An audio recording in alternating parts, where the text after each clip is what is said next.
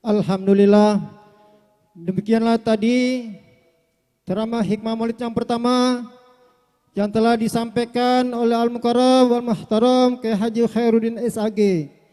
Mudah-mudahan dapat kita amalkan dalam kehidupan sehari-hari. Hadirin kaum muslimin dan muslimat rahimakumullah, marilah kita dengarkan ceramah hikmah maulid yang kedua yang akan disampaikan oleh Al-Habib Muhsin bin Z Al-Atos. Kepada beliau waktu dan tempat dipersilakan. Sallallahu ala Muhammad. Adimi salata ala nabiyukum Muhammad. Limpahkan selalu salam sekalian semua kepada Nabi Anda Muhammad. Adimi salata ala rasulikum Muhammad. Limpahkan selalu salam sekalian semua kepada Rasul Muhammad. Adimi salata ala imamikum Muhammad. Limpahkan selalu salam sekalian semua kepada Imam Muhammad. Faqabuluha hatman biduni taraddudi. Sudahlah pasti salam kita diterima oleh Allah Subhanahu wa taala. Amin. A'maluna bainal qabuli wa raddiha. Demi Allah, semua amal kita pasti akan dipertanyakan oleh Allah Subhanahu wa taala. Illa salata ala nabiyukum Muhammad. Illa salata ala rasulikum Muhammad. Illa salata ala imamikum Muhammad. Hanya ada satu amal kita yang tidak akan dipertanyakan oleh Allah di hari kiamat adalah selawat kita kepada Nabi kita Muhammad sallallahu alaihi wasallam. Assalamualaikum warahmatullahi wabarakatuh.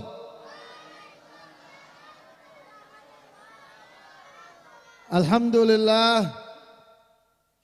Alhamdulillahilladzi qad aujada min nurihi nuran bihi amal huda.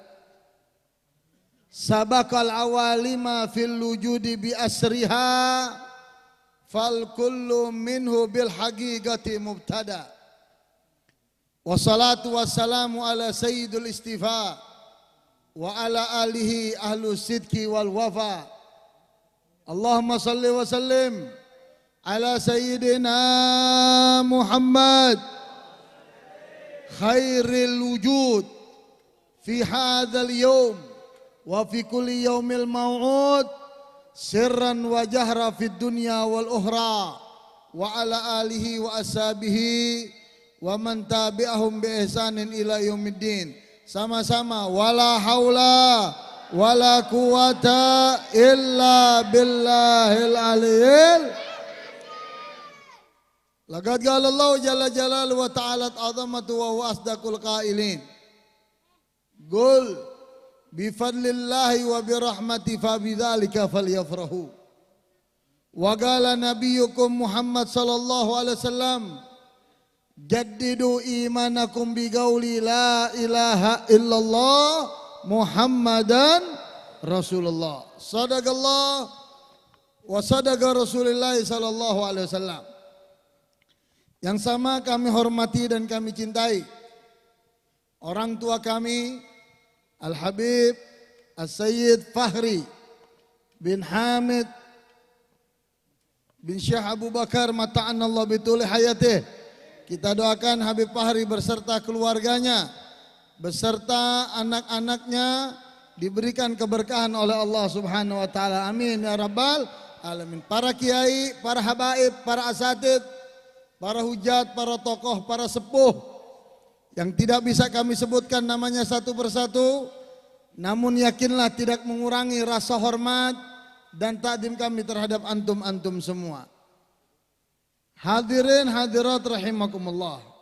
Malam hari ini sebelum saya menyampaikan yang bersangkutan dengan tema daripada Maulid Nabi dan haul daripada Habib Yusuf bin Hamid bin Syah Abu Bakar. Yang pertama, yuk kita bacakan suratul Fatihah untuk saudara-saudara kita yang ada di Palestina. Kalau hari ini kita bisa menghirup udara dengan bebas, hari ini kita bisa tidur dengan nyenyak, hari ini kita bisa melakukan aktivitas kita sebagaimana yang kita mau. Tapi ingat, saudara kita yang ada di Palestina di sana, mereka tidak bisa tidur nyenyak sebagaimana kita tidur nyenyak. Mereka tidak bisa mengerjakan aktivitas sama sekali. Boro-boro untuk memikirkan mengerjakan aktivitas, mereka memikirkan keselamatan jiwa keluarganya saja, itu sudah sulit ayolah ikhwan. Oleh karena itu kita doakan Allah subhanahu wa ta'ala, semoga Allah memberikan kemenangan pada para Hamas dan para mujahidin yang ada di sana. Dan Allah hancurkan Israel, Amerika dan sekutunya sehancur-hancurnya. Dan kita minta kepada Allah subhanahu wa ta'ala, dengan kemuliaan daripada peringatan maulid Nabi Muhammad sallallahu alaihi wasallam, dengan kemuliaan daripada para aslafun salihin, Allah turunkan mukjizatnya di Gaza untuk memberikan kemenangan kepada saudara-saudara kita yang ada di Palestina. Ala hadhihi niyat wa kullu niyatin salihah jami'ah fi khairin wa latin wa afiyah wa iyada fi ziyadah wa ila hadratin nabi. Al-Fatihah.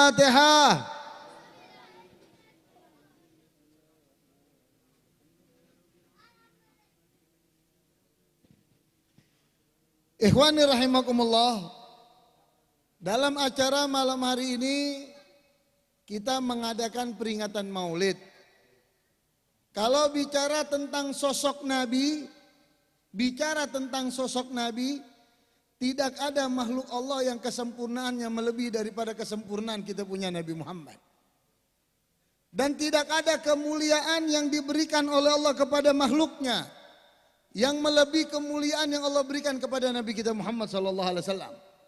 Baik itu para anbiya, baik itu para rasul, sekalipun malaikat, Allah tidak berikan kemuliaan kepada malaikat yang kemuliaan itu tidak melebihi daripada kemuliaan Nabi kita Muhammad sallallahu alaihi wasallam. Oleh karena itu, walaupun kita sudah lewat daripada bulan Rabiul Awal, ini orang Indonesia luar biasa. Bahkan bukan hanya orang Jakarta dan sekitarnya, secara umum bukan hanya orang Indonesia, bahkan di dunia umat Islam tidak bisa terlepas kegiatan mereka daripada peringatan maulid Nabi besar Muhammad SAW. Kita lihat malam hari ini kita buat maulid. Kadang kita ingin buat tasyakuran pernikahan anak putra putri kita baca maulid. Kita ingin pindahan rumah, kita baca maulid. Kita punya tempat baru, kita baca maulid. Kenapa harus maulid yang kita baca? Berbagai macam kegiatan, kenapa maulid yang kita baca? Karena maulid manakala kita baca di satu tempat, maka tempat itu hadirlah wujudnya Rasulullah sallallahu alaihi wasallam. Nah, oleh karena itu, dengan peringatan maulid ini, saya ingin mengajak antum satu cerita. Mendengarkan satu cerita. Ada sahabat Nabi yang bernamanya Sayyidina Khobab. Ya, Sayyidina Khobab ini dia sebenarnya dikatakan tabi'in, ada yang mengatakan tabi'in. Dia ini orang yang cinta dengan Nabi luar biasa, Sayyidina Khobab ini. Cuman Sayyidina Khobab ini nggak bisa disogok sama pemerintah. Sayyidina Khobab ini nggak bisa disogok. Disogok sama pemerintah nggak bisa. Jadi pada zaman itu penguasanya zalim, pemerintahnya zalim sezalim-zalimnya. Ya, akhirnya kata pemerintahan itu apa kata rajanya? Siapapun yang bisa kita dekati dengan harta, kita dekati dengan harta. Kalau kita dekati dengan harta, kita dekati dengan tidak bisa dengan harta, dengan tahta. Kalau dengan jabatan, dengan tahta dia tidak bisa juga, kita dekati dia, kita rusak dengan wanita. Kalau dengan tiga ini tidak bisa, maka binasakan orang itu, perintah daripada raja. Sayyidina Khobab ini cintanya terhadap Nabi luar biasa. Beliau selalu mengucapkan yang hak itu hak, yang batil itu batil. Enggak peduli. Sekalipun nyawanya tuh harus mati, dia enggak peduli, enggak. Beliau hanya katakan apa? Hidup aku untuk menjalankan apa yang diperintahkan oleh Allah, melaksanakan syariat Nabi Muhammad SAW. Pada zaman itu para kiai, kalau bahasa kita ini kiai, ustadz, ulama, manakala dia didekati dengan harta, dituruti apa yang dia mau diberikan. Tapi yang menarik Sayyidina Khobab ini nggak bisa. Dideketin dengan harta nggak bisa. Apa? Yang diminta hanya satu dengan pemerintahan zalim pada saat itu.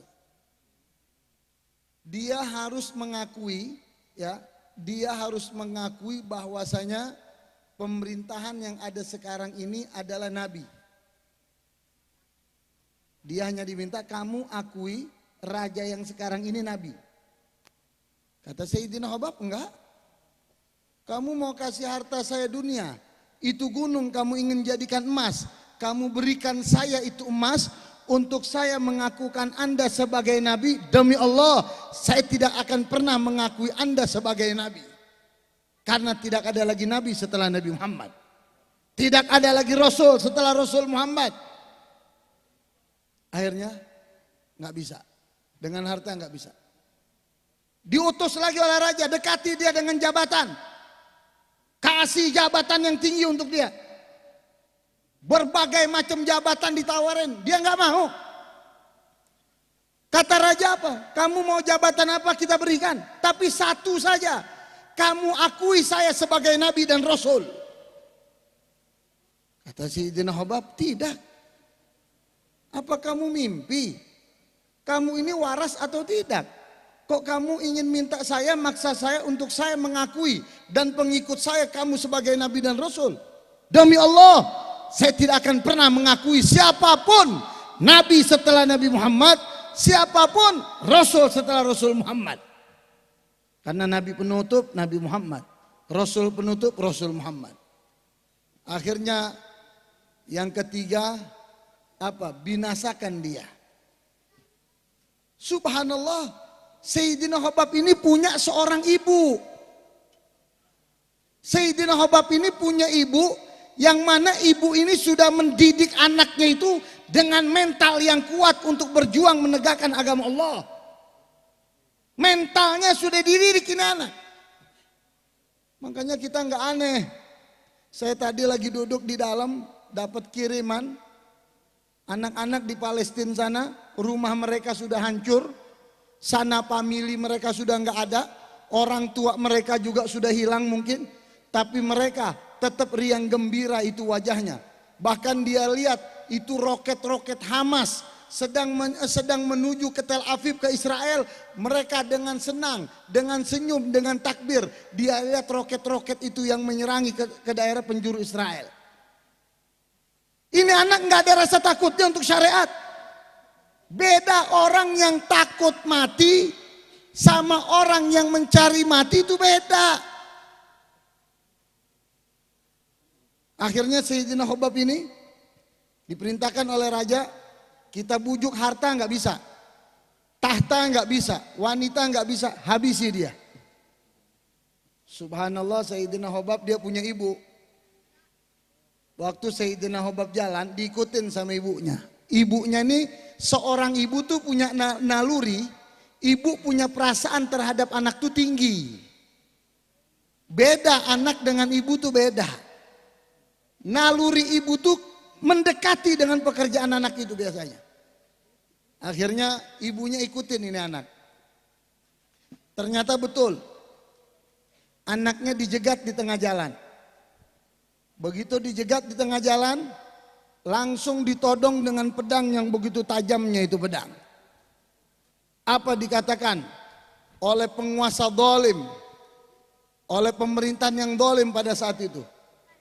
Ini yang terakhir sebelum pedang ini mengenai tubuh kamu, apakah kamu mau mengakui pemimpin yang sekarang ini sebagai nabi dan rasul? Ini pedang di depan mukanya. Dia bilang apa? Kalian ini mimpi untuk saya mengakui raja itu sebagai nabi dan rasul. Demi Allah, saya tidak akan mau mengakui, karena tidak ada nabi setelah Nabi Muhammad, tidak ada rasul setelah Rasul Muhammad. Akhirnya apa yang terjadi? Tangan daripada Sayyidina Khobab ini ditebas. Tangannya dipotong. Jatuh ini tangan. Ditawari lagi. Mau kamu akui raja ini tidak bilang enggak. Ditebas lagi tangan yang sebelah kiri. Ditawari yang ketiga kali. Mau kamu akui raja dan ini sebagai nabi dan rasul? Kalau kamu akui, kedua kaki kamu tidak akan aku tebas. Kedua kaki kamu tidak akan aku potong. Kata Sayyidina Khobab, tidak. Singkat cerita, kedua kakinya pun dipotong Sayyidina Khobab. Kedua tangannya putus. Kedua kakinya putus. Putus kedua tangan, putus kedua kaki.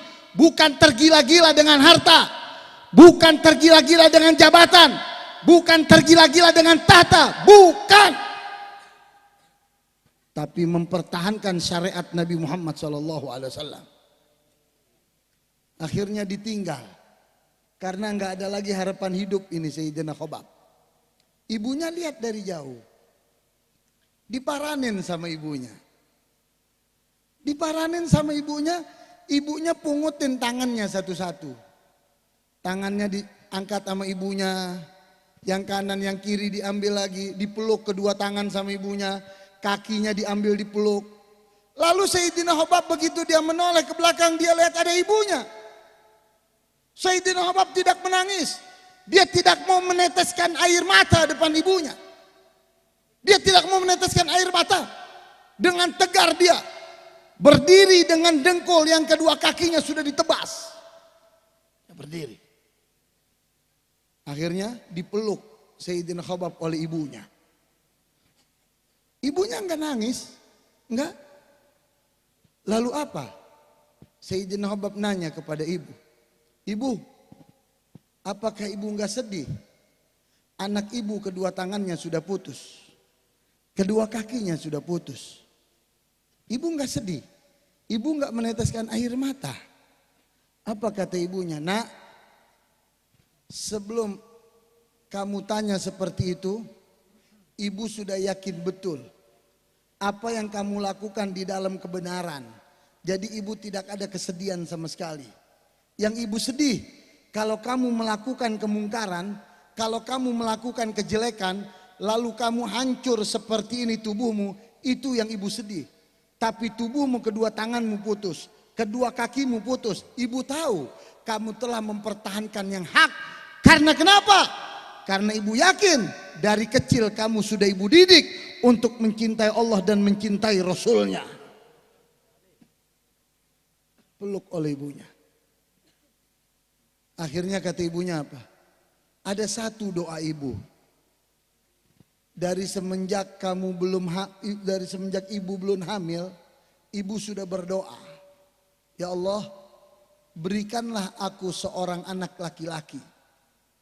Dan aku berharap kepadamu ya Allah, untuk anak aku itu mati dalam jihad fisabilillah, membela agamamu dan rasulmu.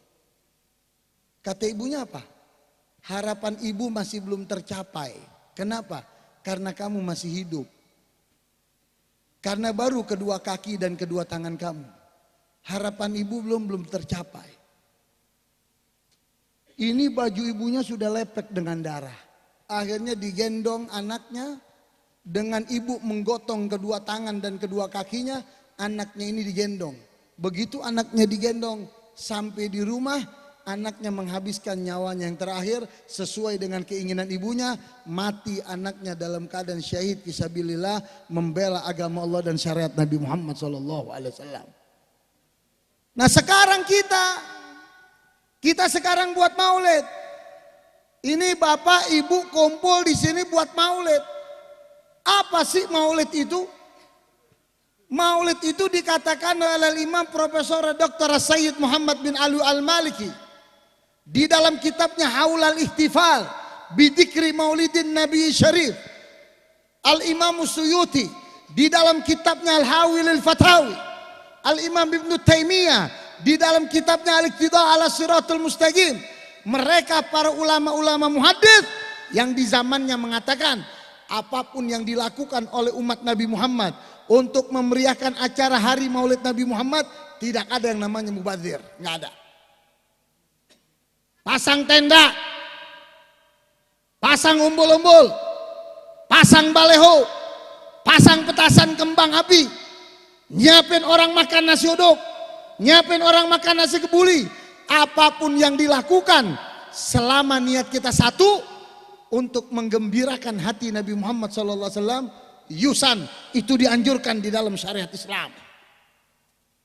Jadi jangan ngomong sembarangan aja loh.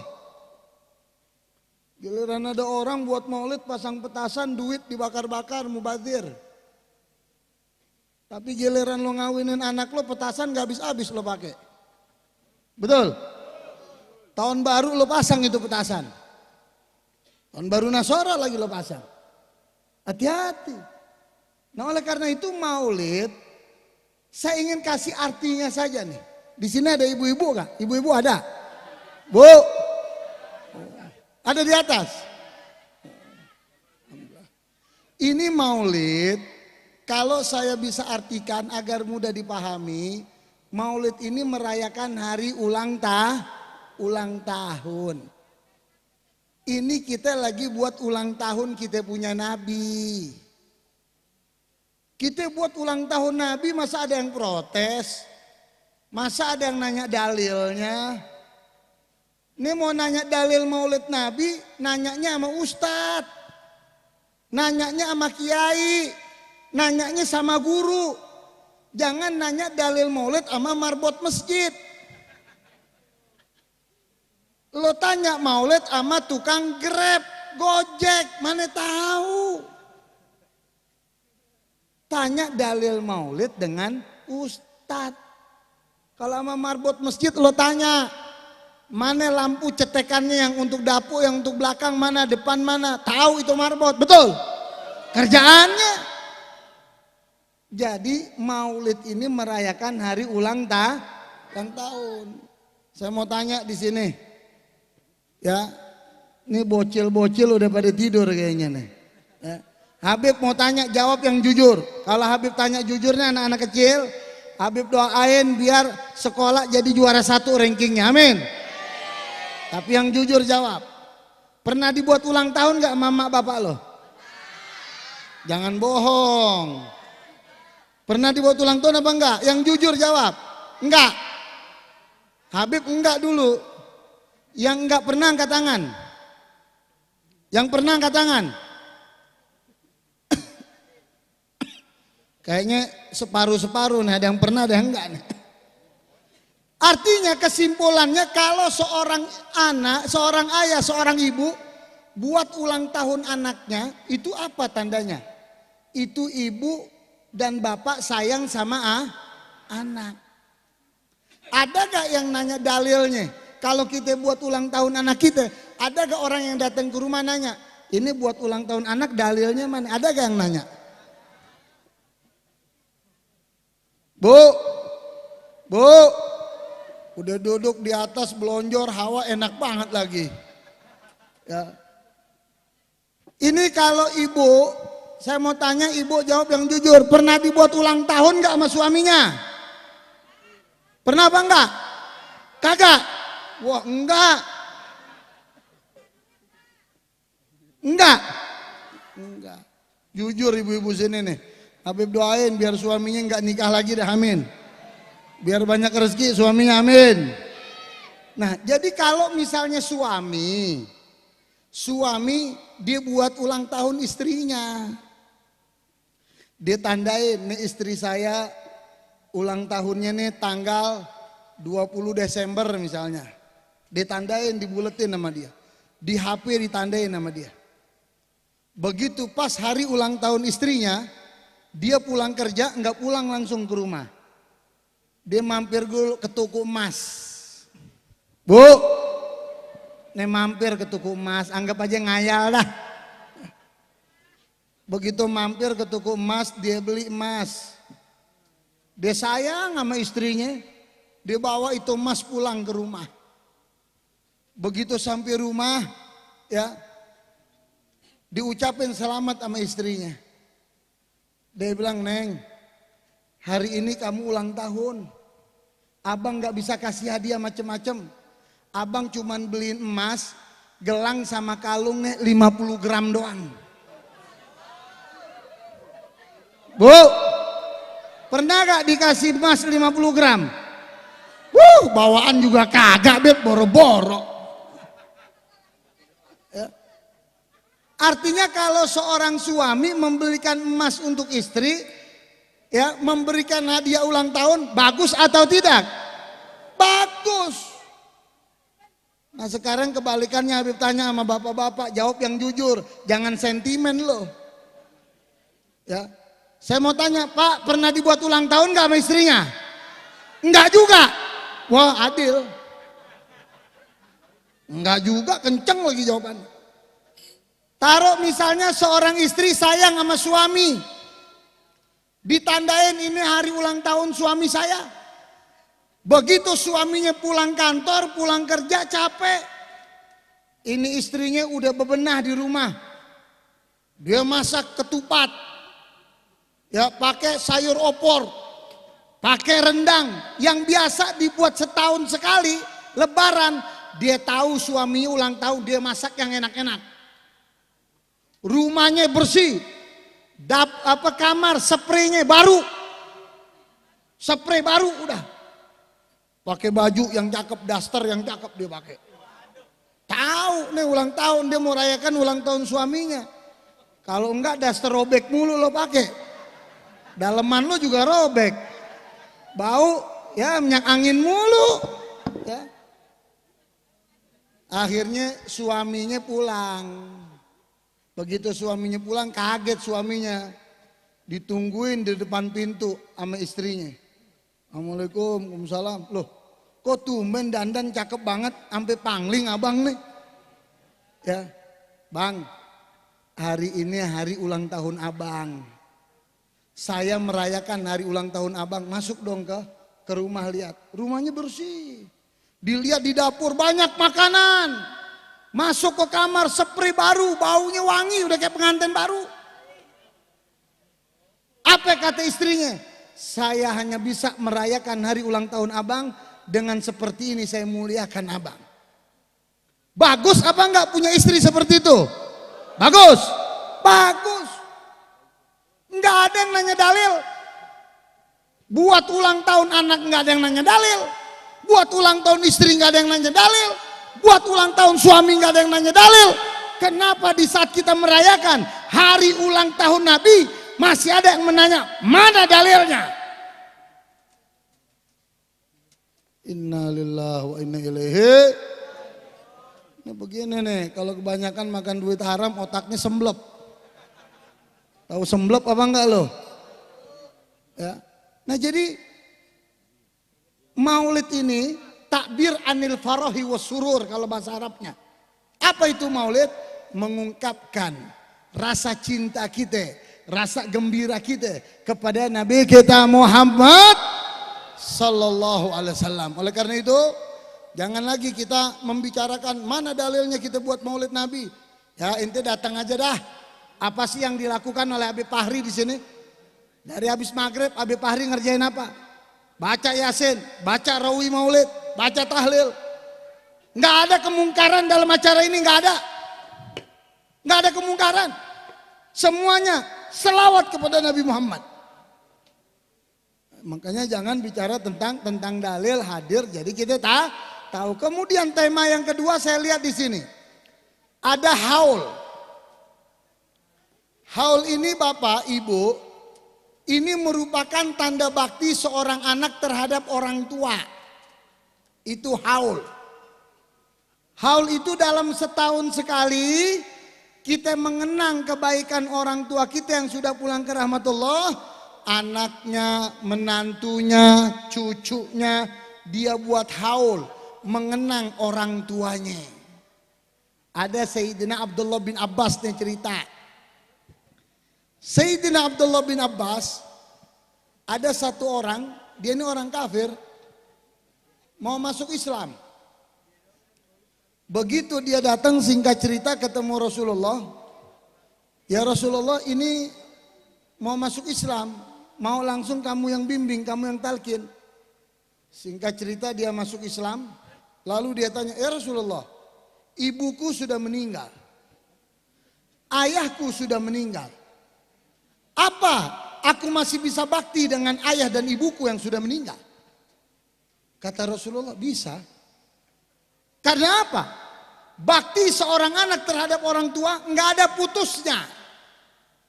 Jadi kita bapak ibu bakti sama orang tua kita dituntut nggak ada habisnya.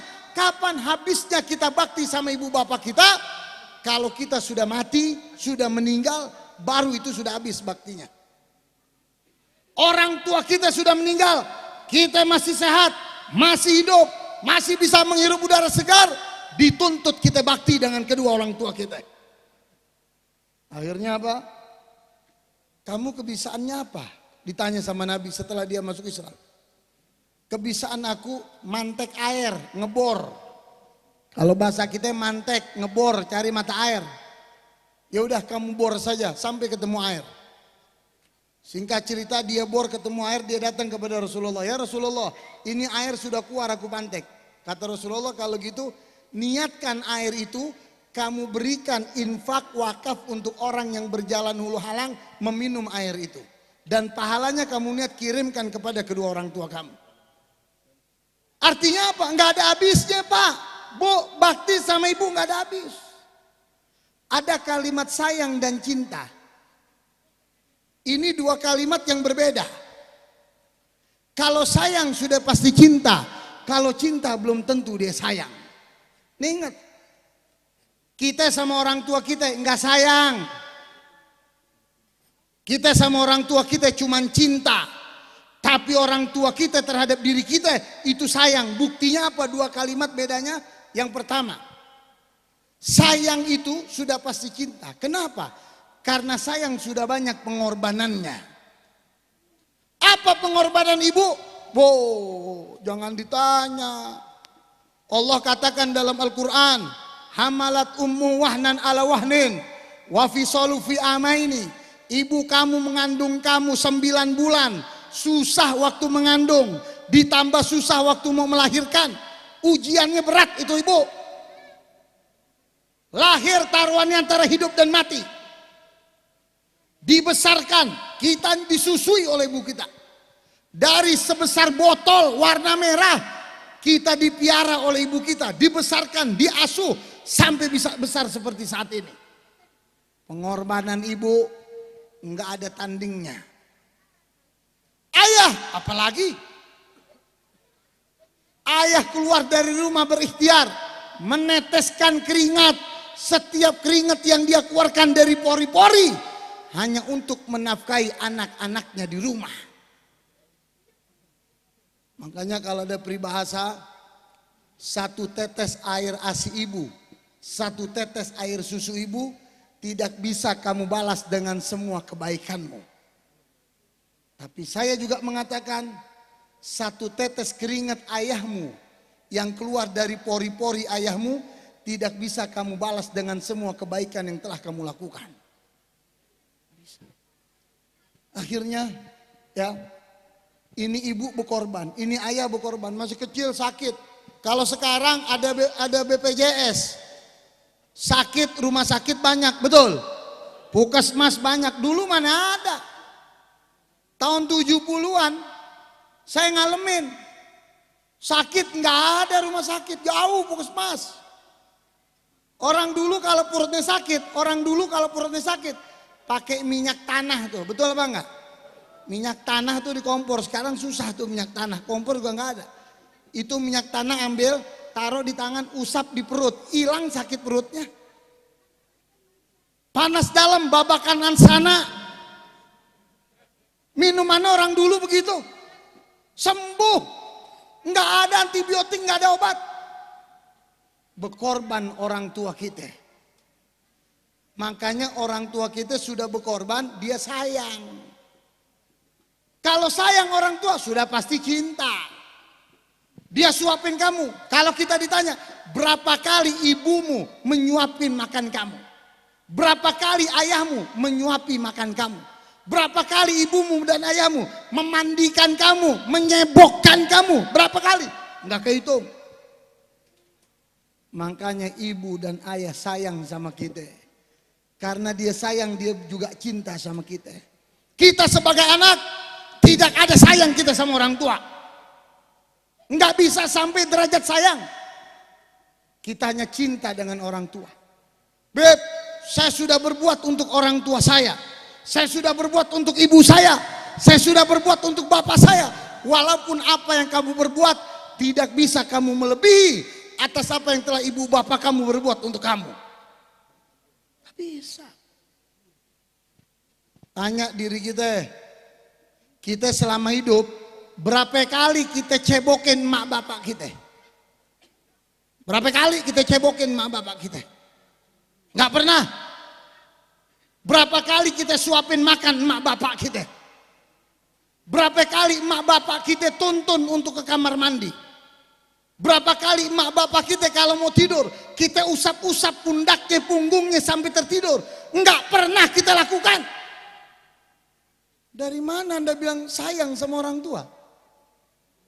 Anda cuma cinta, nggak sayang. Kenapa? Karena kita nggak bisa melebihi kebaikan untuk orang tua kita. Bahkan mohon maaf, ini anak yang kurang ajar. Anak yang kurang ajar, kalau orang Betawi bilang, ini anak kurang ajar, sialan dangkalan. Tahu sialan? Sialan dangkalan itu kecubur sumur, ketiban ember, tuh sialan dangkalan. Anak yang sialan dangkalan tahu, yang enggak bakti sama orang tua. Itu sialan dangkalan hidupnya. Jangan anak anggap bahagia, punya duit, jangan nyenengin istri dulu. Punya duit, jangan senengin anak. Punya duit, jangan senengin teman. Punya duit, senengin ibu kita dulu. Senengin ayah kita dulu. Ibu mau apa? Beli. Ayah mau apa? Beli. Istri, anak, jadikan nomor sekian setelah orang tua kita. Ini enggak. Makanya agama bilang, kalau kita seorang laki mau ngasih duit untuk kedua orang tua kita, bini enggak usah tahu. Kalau kita mau ngasih duit untuk emak bapak kita, bini tahu, kacau dah. Kacau. Kita dapat komisi nih, nggak banyak komisi, 800 juta misalnya. Amin, amin. Nah, rezeki kan nurut tangan Allah Pak, betul. Dapat komisi, nggak usah pulang dulu ke rumah. Pulang ketemu ibu kita, Bu, ibu mau beli apa? Bapak mau apa? Ibu mau. Ini ibu kita nih, ibu kita kalau kita tawarin, ibu mau apa? Pasti tuh ibu bilang apa? Nggak usah. Udah lo senengin istri lo aja sama anak lo sono. Ibu nggak usah. Orang tua pasti begitu tuh. Tapi kita nggak usah. Apa yang ibu kita suka, kita beliin, kasih ibu kita, Bu. Ada satu Habib sudah meninggal, pulang ke rahmatullah. Mungkin Habib Fahri kenal. Namanya Habib Mategal. Ini Habib Mategal ini kerjanya dulu tukang las. Tukang las sampai menjadi orang kaya raya sukses. Yang punya perumahan Pesona Kayangan Depok.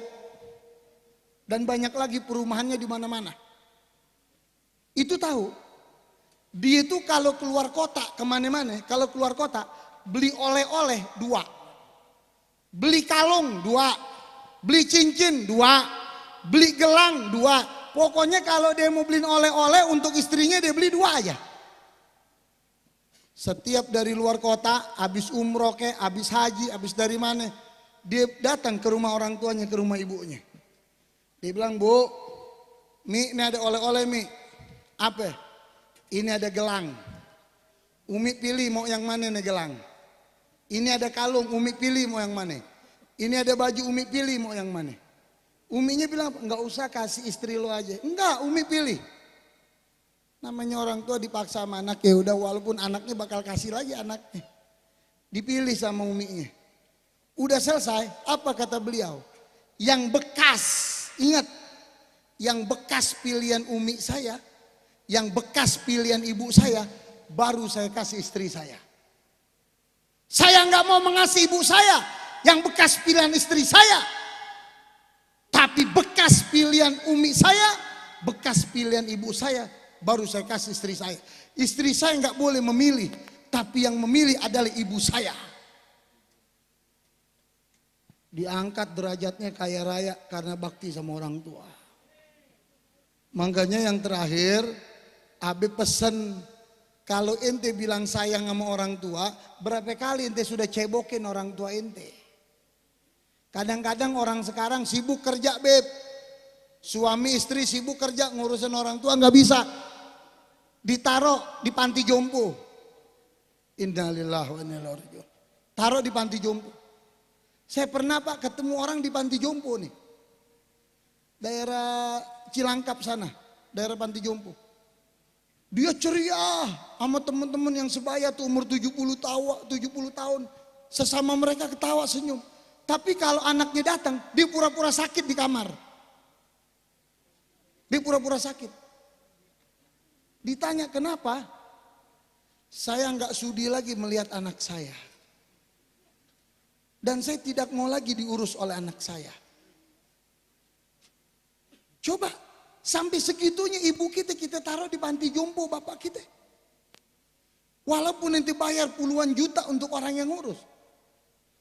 Dulu masih kecil, pernah ibu ente naruh ente di panti jompo atau di tempat pengasuhan anak? Enggak pernah. Biar emak susah, biar bapak susah, tetap tinggal sama emak. Tuh orang tua. Makanya pesan Habib, kita belum sampai derajat sayang sama orang tua kita, kita hanya cinta. Nah oleh karena itu acara haul ini pembuktian daripada Habib Fahri, membuktikan inilah tanda bakti seorang Habib Fahri kepada orang tuanya. Semoga tanda baktinya diterima oleh Allah Subhanahu wa taala dan acara maulid kita diterima oleh Allah Subhanahu wa taala. Rabbi fanfa'na bi barakatihim wahdinal husna bi hurmatihim wa amitna fi tariqatihim wa mu'afati minal fitani. Allahumma barik lana fi auladina wa la tadarruhum wa fikum li ta'atika arzuqna warrahum. Rabbighfir lana wa liwalidayna, Rabbighfir lana wa liwalidayna, Rabbighfir lana wa liwalidayna. Rabbana atina fid dunya hasanah wa fil akhirati hasanah wa qina adzabannar. Wa sallallahu wasallam alhamdulillahi rabbil alamin. Mungkin ini yang bisa Habib sampaikan. Kurang lebihnya mohon maaf dan terima kasih kepada para hadirin hadirat semua dan juga khususnya kepada Habib Fahri beserta dengan keluarga, para kiai, para ulama, para habaib. Saya mau langsung permisi. Saya mau langsung ke Cisarua sekarang ini. Mau langsung ke Cisarua. Doain saya biar selamat sampai tujuan. Itu saja, kurang lebihnya mohon maaf. Walafu minkum. Wassalamualaikum warahmatullahi wabarakatuh.